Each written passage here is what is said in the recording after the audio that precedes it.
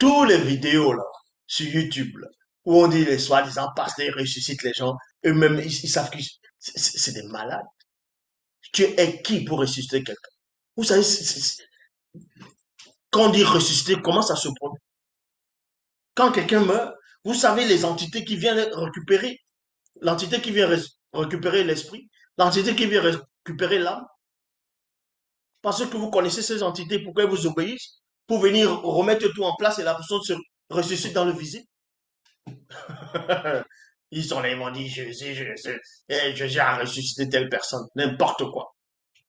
Vous savez c'est quoi ressusciter? Mais vous pensez que ce qui a été rompu, vous allez remettre ça par vos petites prières, de rien du tout. Ouais, vous priez Jésus, vous allez chanter, danser, sauter pour qu'il ressuscite. Vous mentez des gens, vous dites ah il a ressuscité. Mais tu as ressuscité. Viens donc témoigner ce que tu as vu de l'autre côté. Viens témoigner. Toi qui me regardes, si tu connais quelqu'un qui a soi-disant ressuscité, viens dire à Zulula que tu as vu ça, quand tu étais de l'autre côté. Et Zulula va te dire que tu mens. Parce que je sais ce qui se passe de l'autre côté. On sait, on connaît ces entités qui sont de l'autre côté.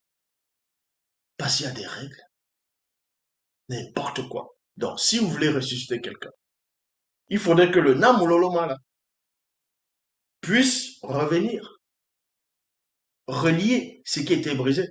Et que le Dibao vienne aussi.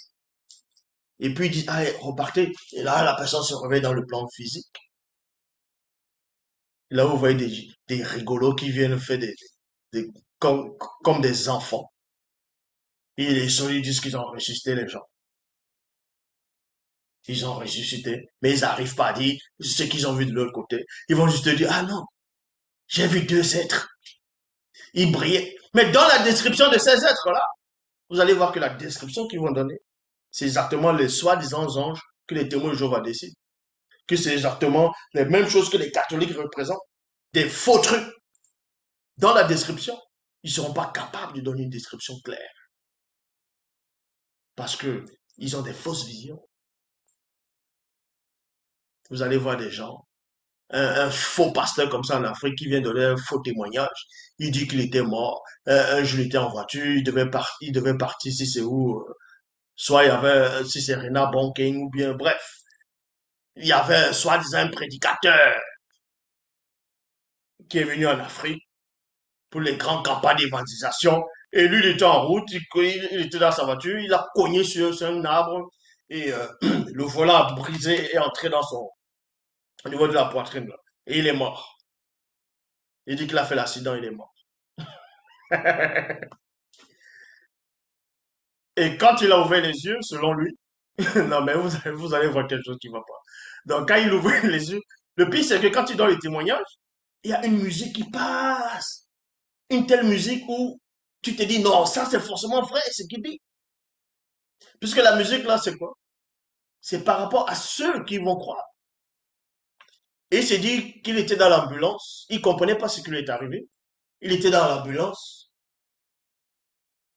et il a vu, je crois qu'il a vu ces deux personnes qui étaient habillées en blanc, qui brillaient, tout ça.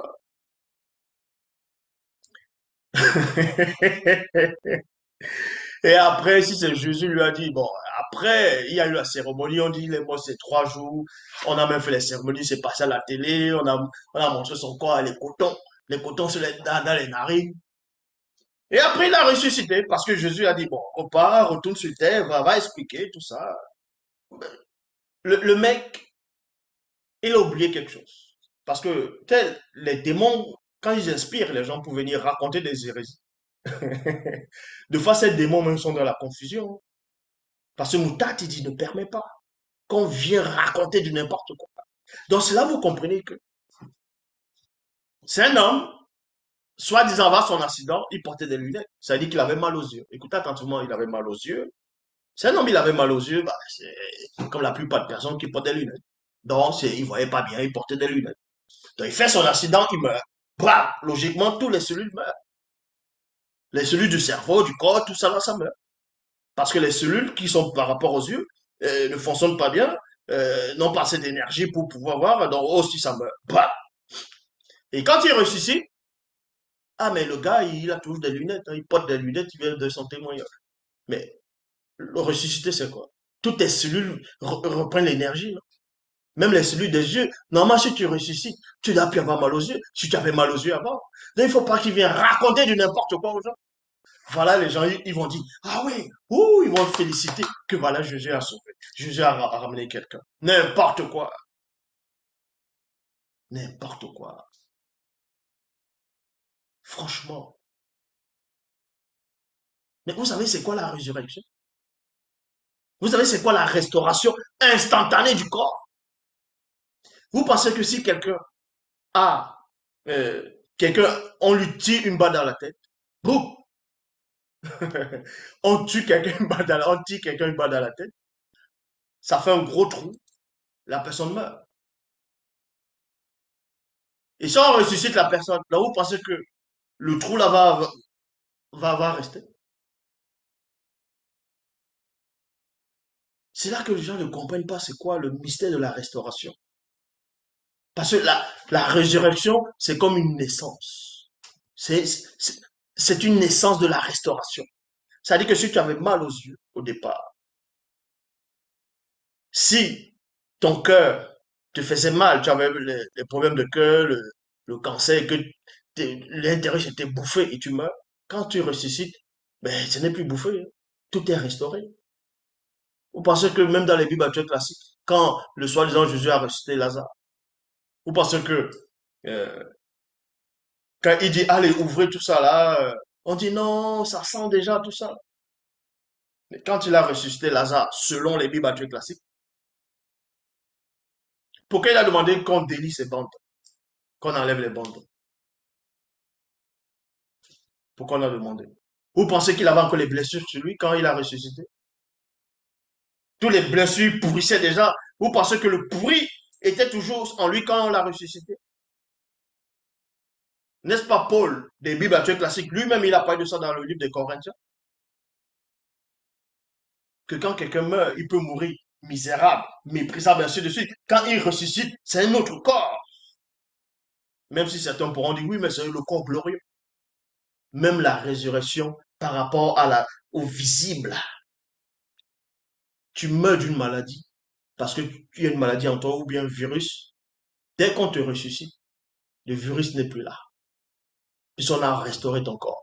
Donc le faux pasteur, il vient, il fait le témoignage qu'il est mort, il a ressuscité. Et voilà. Il porte toujours ses lunettes, hein. Il a tout mal aux yeux, il porte des lunettes. Waouh!